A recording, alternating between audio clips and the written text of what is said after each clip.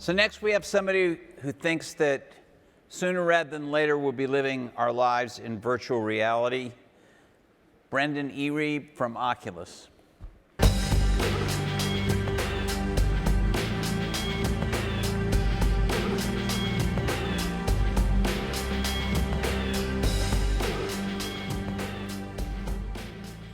So, you know, now that we're part of Vox Media, we're looking to change up the conference business and expand it. So what are the odds that the 2018 Code Conference could be entirely done in VR? Well, I hope the odds are good, but I think they probably will be a little bit past 2018 that we'd actually want to have a full conference in VR. But things like that are definitely coming, and we're working hard to enable them. Seriously? Yeah. But wouldn't it be kind of a, wouldn't it be kind of an artificial feeling and taking the life out of it? People, it's not just people interacting with us on stage, but with each other in the room and the hallways and all that. Can that all be done in VR? Absolutely, over time. I mean, today's VR is we're just trying to tackle some of the very first set of hard problems, which is human vision, giving you a new computer-generated set of light in your eyes instead of human light, natural light. We're giving you this computer-generated light that you believe is real. And as we get past that with the first version of VR, and we start to look at what are the big obstacles that we need to overcome to get 1 billion people in VR to really enable the world to experience anything, anywhere, including a Recode conference. What does that take? And that takes, I think, to a large extent, it's going to take 3D capture. That's one of the things that you'll hear a lot of people working on. It's early days, so nobody has really solved this yet. But it's something that's going to enable a huge amount of user-generated content and natural live action content. Imagine being able to live capture this experience and then broadcast it out in true 3D to hundreds of millions of people who have on a VR device. Oh, but then we'd still have to be here as humans. We'd need to be somewhere. For the other people to get the VR experience, I get it. Just you and I would need to be here, or you would need to be somewhere, and I would need to be somewhere, but we should be able to look at each other and actually believe that we're face to face, that We'd we're have right here. the red chairs would look like they were right here next just to you. like this. Yeah. I mean, you just tried the demo earlier. You saw a dinosaur. Did it feel like it was near you? The T-Rex wasn't in a red chair, and there was no conference, but there was a swag bag for him, so that was good. No, I get it. No, it looked very real. Telepresence is going to be a huge part of it. It looked very real. Definitely. Very real. So telepresence is part of it. Yeah. So you recently announced sort of the specs for your first product, the Rift, which is finally, I say finally because we'll get to that in a minute, but coming out in Q1. Is that right? Yep. And you really need a very expensive, heavy-duty Windows computer to run this thing. Not to mention the fact that it's big goggles, right? Well, not a very expensive computer. If you look at today's machine that we spec'd out, it's a modern machine that they sell all over the internet and many stores. You can get the machine for somewhere even under $1,000. This is not a very expensive PC. And over time, over the next couple of years, it'll come down in cost significantly. We think it could even But it's probably, unless you're a gamer, it's probably not the PC you have right now. And it's certainly not the Mac you might have. Well, most people's PC that they have now is in their pocket. It's their cell phone. Yeah. So this is definitely... So it's not that. It's not that. Not yet. There is a version of it, the Samsung Gear VR that we worked with. I want to talk to you about that too. But the PC that will run the Oculus Rift cannot be a Mac, and it cannot be the lightweight Ultrabook that you're carrying around, which you're not only using for work, but you actually are using for some games, and you're using it for video and music and photos and all the things you do on a PC. Not just in this generation, this first generation, that we're focused on really at launch. Down the road, we definitely want to support Mac. We want to support smaller form factor machines. We want to support plugging right into your cell phone. This is the very beginning of VR. It has a long road ahead to miniaturize. One day we want it to be as small as your glasses. Okay, so how much is it going to cost? That we talked about the PC, but now I'm talking about the Rift. How much is it going to cost? So we haven't announced the price on the Rift. I noticed that. That's why I'm asking you. So we haven't announced the price yet, but we are looking at an all-in price. If you have to go out and you actually do need to buy a new computer and you are going to buy the Rift and you have these two separate products, then you all in at most you should be in that kind of $1,500 range. If you then look at augmenting your existing computer, where you just need to upgrade your computer with mostly a new video card, then you should be well under $1,000 with our product plus a video card. So for a lot of users, they'll be able to get in at a fairly low cost compared to what a lot of PC enthusiasts, and there's many millions of these in the world, are spending today on even video cards. There are video cards that are $1,000 that sell high quality. Okay, but just let's think about the math for a minute. If the PC can be had for, I think you said under 1,000, but let's just be generous and say 1,000. And some PCs can be. And you're going to be 1,500 or under, then your thing is going to be in the range of $500, right? We haven't announced the price yet. I heard you say that. And I think you can find it. It's just Walt doing a little math, that's all. Yeah. So what do you think? We want a total cost, if you have no computer at all, to be Rift plus a PC at $1,500 or less would be ideal. There will be solutions that are more than that give you an even richer, bigger holodeck experience that people jump into and do all kinds of incredible things inside. But that average kind of base experience, $1,500 or less, and over time that cost coming down. We'd love to see that cost get close to $1,000 over a few years as we then ramp into the next generation of VR. Well, that's an interesting price because I did a little checking on the Gear VR, which is the other product that uses your technology, where you have to have a specific model Samsung phone. I think there are 3 of them that work with it, right? 2 right now. Or 2 Note right 4 now. and the Galaxy S6. If you go and look at the unlocked prices of those phones, so in other words, if you have one of those phones for general other reasons, then all you need to spend is an incremental, what is it, $200 for the Oculus piece. $199. But as popular as Samsung phones are, Very popular. Most people don't have those particular Samsung phones, even if they do very well in the market. Most people are not going to have those particular 2 models.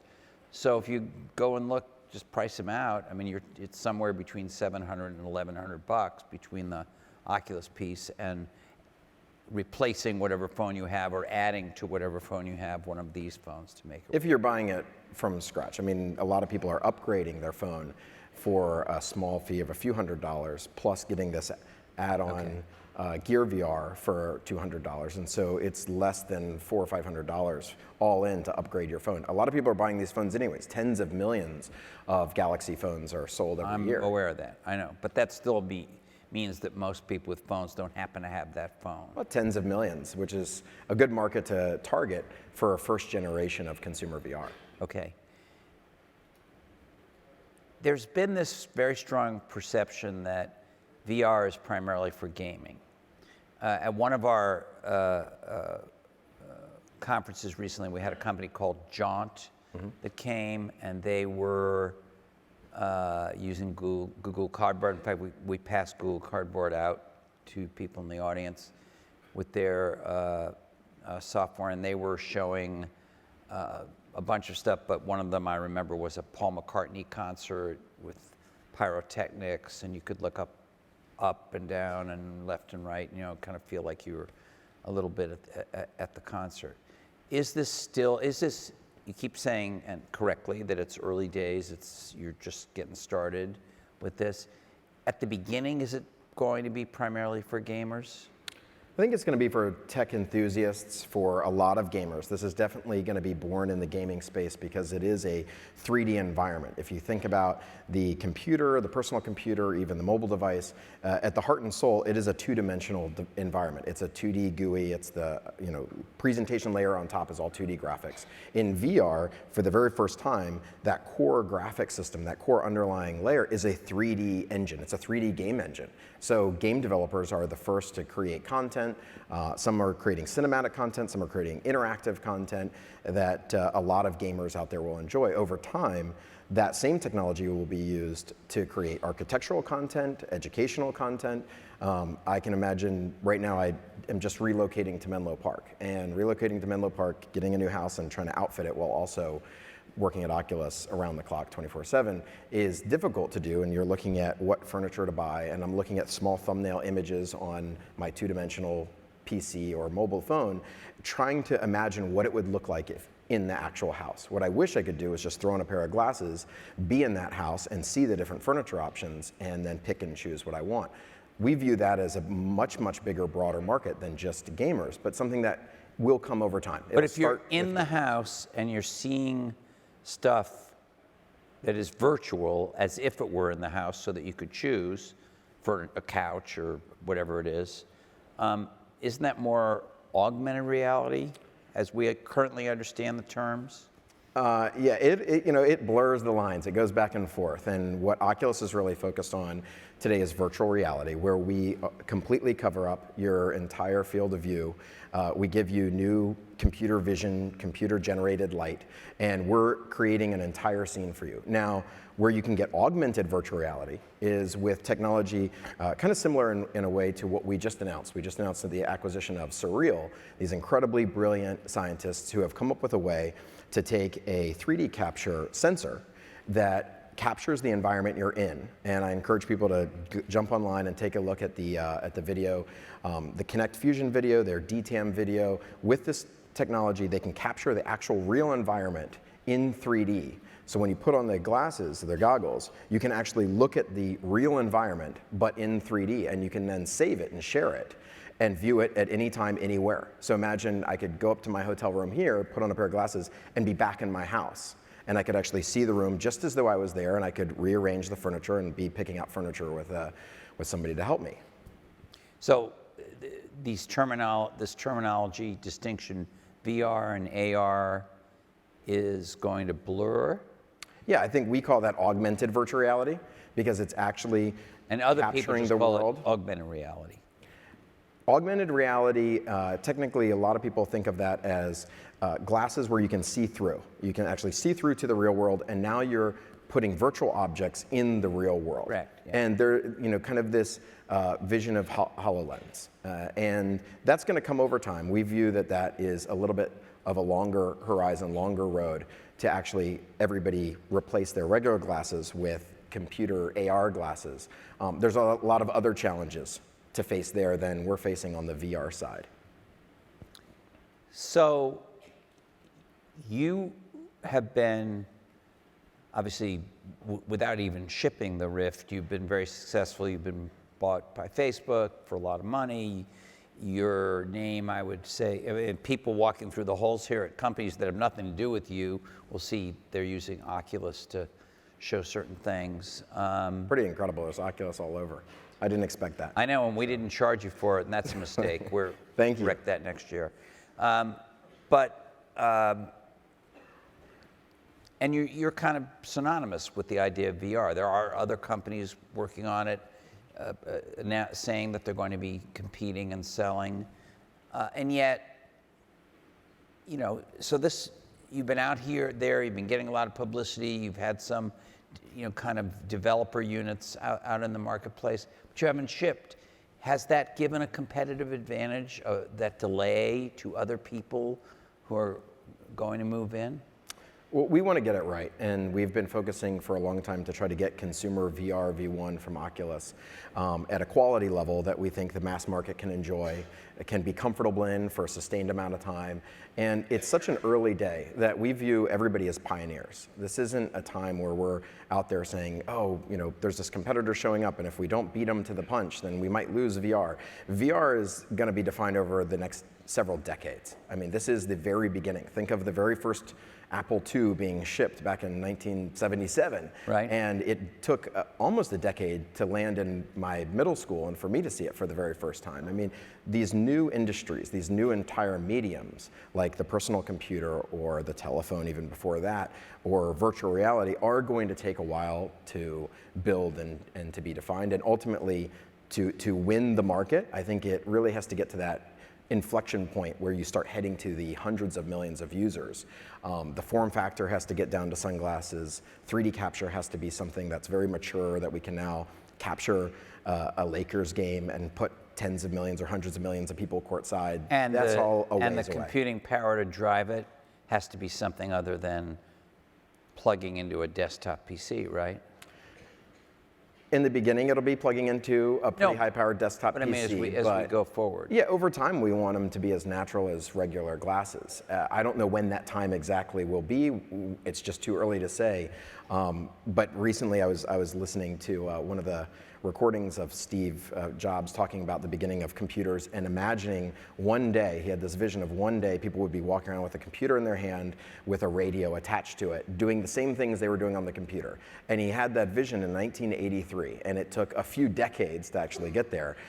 We have a really bold vision around where we want to go with VR, how we want to get to natural glasses, form factor, but it'll take a while, and it's going to be one of the most incredible experiences and roads and kind of journeys in technology that I think we've seen since the beginning of computers. I mean, this is the first time we're replacing human vision with computer-generated vision that you will believe is real. You tried it, you couldn't take a step off the ledge. Yeah, there's a demo that I guess is available to is it the same demo? Yeah, it's in the available? cafe. Yeah, and so I did it earlier, and for those of you who haven't done it, there's a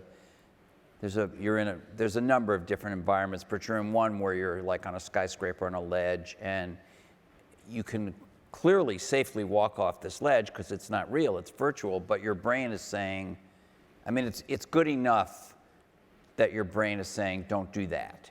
You will fall to your death, you know, and because he kept saying to me, he was doing the demo, he kept saying, step forward, step off the ledge, Walt. And I'm like, no, I'm not stepping off that ledge. So, most people can't take the step, which if you tell them beforehand you're going to be on the top of a building and you'll take a step off, they're like, sure, okay, yeah, I'll try it. And they put it on, and when they get there, they're like, nope, no, you need to make this change. Please go to the next one. Take a step. Nope, I can't take a step. I don't want to fall. But you know where you are. I know, but I don't want to fall. It's that compelling. It's that real. And imagine when you can teleport to different places around the world and you can have those experiences, whether it's vertigo on Mount Everest or a tall building, or it's just being able to be face-to-face with the people that you love that you're not able to be with at the time. That's going to be something that really revolutionizes. I have FaceTime. I can do that. But FaceTime, you know you're not there. You know you're not there. You're looking at a screen. It's not like this. It's not a replacement for natural human interaction. And you said you want to have the Recode conference at some point in VR, or would it be possible? And to have that code conference be a replacement for the real thing, it has to feel very close to the real thing. We have to simulate this, and I think we will get there. It'll just take a while, but we're definitely on a path. Now that we've been able to comfortably replace the light coming into your eyes with computer-generated light, anything is possible. Okay, where do we stand now? Where are we on the sickness question, the nausea, the balance question, the vertigo question? Good question. This is going to be an ongoing effort that we are constantly working on how to make this more and more comfortable. And in the company, you'll hear me have said many times that I'm the most sensitive in the company. I'm one of. I think actually now that we're part of Facebook, Sheryl Sandberg is more sensitive than me. We've proven that. And, but I am very sensitive to disorientation, moving around. The latest version, the version that we took a long time to really try to get right, to ship for consumers, I've been able to enjoy for 2.5 hours straight playing one of the most recent games. I did not expect to play for 2.5 hours in V1. The fact that we've gotten it that good this fast, I really believe over the next 4 to 5 years, we'll get to a place where the disorientation and nausea is no longer a challenge. That's behind us, and we're embarking on new challenges. How do you really get hands in? How do you really get face-to-face interaction in? How do I believe you're really here with your eyes? And I'm not. You're not here? I'm not. This is virtual, Walt. That will be awesome. When will the line be crossed between gaming and entertainment? I know there'll be a little of non-gaming stuff, even right at the beginning, I'm sure. But when will it be, there'll be just as much or more non-gaming content and experiences available as gaming content? It's really up to the community. The ecosystem is thriving. There's never been a consumer hardware product out there with a developer kit before it's even an industry that's launched that's sold hundreds of thousands of developer kits. I know who it's up to. I'm asking you for your guess about when. I think right away there'll be a huge amount of non-gaming. A lot of the stuff that we have out here at the Code Conference is non-gaming. There's a lot of medical experiences. There's a lot of educational experiences. At the heart and soul of Oculus, we are game developers. The core technology is heavily built around a 3D game engine. So there is certainly going to be a huge amount of game content. What about entertainment? Cinematic entertainment, it's going to... Or live concerts, like I mentioned the Jaunt thing with the 360 rock video. Concert. Yeah. So the 360 video is an interesting challenge where it's not necessarily comfortable for everybody because it is a fixed position, so you don't get the 6 degrees of freedom as you're moving around. For me, I'm a little too sensitive to enjoy 360 video today. It'll need to continue to evolve. I'm really excited about the future of where it goes when you have that true 3D capture. When you actually can capture an experience in 3D, true 3D, not 2D, not to pixels, not through the normal lens that we are today, but when you actually get these 3D depth mapping experiences where you can move around and you can lean in to Walt and look at you and move side to side, then I think you're going to get a huge amount of user-generated content, an explosion of live action that can be for everybody. Today, there'll be a lot of 360 video. It's not necessarily for everybody. Long term, there'll definitely be content for everyone. Do you want to build the holodeck? I think we are. You tried it. Did it feel like? I did, but I wasn't in that room with the kind of yellow stripes on the wall, and Hey, you were in the back of Code. And it's a portable all of holodeck. the. Well, I mean, their obviously it was Hollywood, but I mean their vision of that was tactile. It had much more than. I mean, it was impressive what I saw this morning. I'm not knocking it, but I'm asking this question for a reason. There was a lot more involved in that Hollywood vision of. Yeah, we're at the very beginning. We're just scratching the surface where we're trying to get the vision. But my question to you is not, do you have it, have you invented it, but do you want to build it? Of course, that's what we're all working on. We wake up All every right. day wanting to run to work to build the holodeck. Right. And 2 more questions, and then we'll go to the audience, which is not virtual yet, but I guess apparently it will be one day. One question is about the issue of children using this. You're not supposed to use it under 13, is that correct? That's correct. But how are you enforcing that? How do you know? So we looked at virtual reality as such an early industry, such an early technology that we're still learning a lot. We also are trying to ship the very first consumer product. This is a product that you put on your head that is very much oriented around the human form factor of the person's head. So children actually have a much smaller form factor than most adults. And we would need to make 2 form factors if we really wanted to target children well. Right now, we want to just ship You the don't first think version. children are going to figure out a way to put that on? And I think some will under their adult guarantee you that if they really supervision. want it, they can do it. And because there are serious medical consequences to the brain of 10-year-olds, 12-year-olds versus an adult, right? This is a different. Yeah, this is a different technology. Gives the brain different inputs, and their brains are still developing, whereas ours are dying as we sit here. Theirs are developing. It's early days, and we really are trying to be conscious of health and safety. We take it very seriously. Are you going to put giant warnings out and kind of do like? We put a warning on right when you put it on. And the age of 13 was something that made a lot of sense when we became part of Facebook. Their age is 13 as well. And so we just felt like, let's start at 13.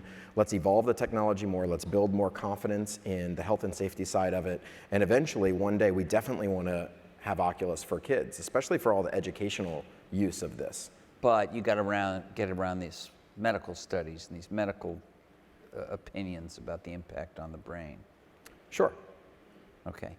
I mean, I don't think there are studies we need to get around. We need to start doing those studies and start learning what kind of things need to be fixed to make this comfortable for long use and things like that. Right now, it's more of a shorter experience for adults. Let's wind up with diversity, which is a really important question. I know you're part of Facebook, but you have your own unit, your own company. How diverse is it? And what are you doing about it if it's not as diverse as it should be? So as a startup, we initially focused on let's try to build and make just something work. As we grew very quickly, which we now have grown incredibly fast as part of Facebook, we've really looked at taking diversity very seriously. And we've looked at this as not just Oculus taking it seriously, but trying to be evangelists for the industry, for VR. VR is something that we look at as this incredible kind of exploding opportunity for all diversities, men and women, to define this new medium. And to define that in a way that's not just about gaming, that's not just about fashion. You can look at yourself in the mirror in VR and you'll be able to try on different things. But across the board, how do we excite the industry? How do we excite the world to all participate at a very early age? I assume you weren't trying to say that women would be the ones that would want to try things on in the mirror and the men would want to play the games. Obviously, each could do either, right? Absolutely. It's for.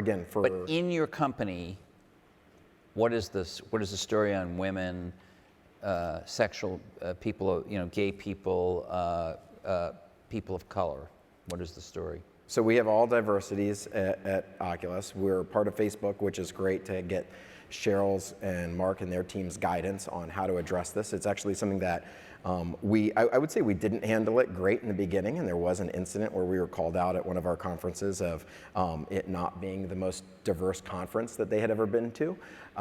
And so we took it very seriously immediately, and we worked with the Facebook team to start a program internally on how to address that and then go out and evangelize and address that to the industry. So where do you stand right now in terms of, let's just say women, in terms of the percentage of your company that's female? I don't know the exact percentage, but we have made a number of recent announcements and a lot of senior hires of women in engineering and diversities in engineering, and we've been talking about that continuously. We've been trying to evangelize that again to the community, and we still have a lot of work to do. Good, we all do, but some of the companies that have been out here and asked this question have talked about spending money. Even though he didn't say it on stage, Jeff Williams at Apple talked about it in an interview he did afterward on Recode Video. You heard about Google's initiative spending money to going to the different colleges to recruit, really working on this in an active way. Are you doing any of that? We're doing some of that. We have held conferences just for women in gaming. 4VR sponsored them. We've also looked at what kind of other sponsorships that we can have in other programs that we can have at Oculus.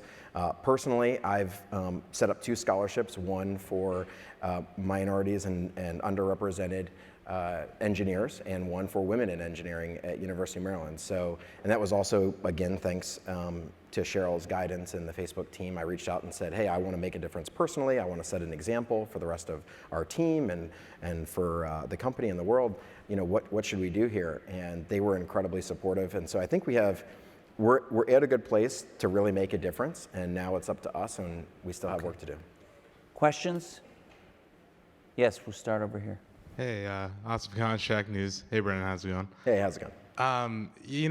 You were talking a lot about how the goggles are going to achieve immersion today, and even when you were just talking to Walt, you were talking about seeing your hands in VR. Valve has shown us a prototype of their new controller where you can see it in VR, and it helps achieve a little bit more immersion. Mm-hmm. With the consumer version 1, do you guys plan on showing us any kind of vision of what user interface or human interface device would be? With the PC, we had the mouse. With the smartphone, we had multi-touch. I feel like there's an analog for VR that we're still missing. If you could provide any color on that. You should come to E3.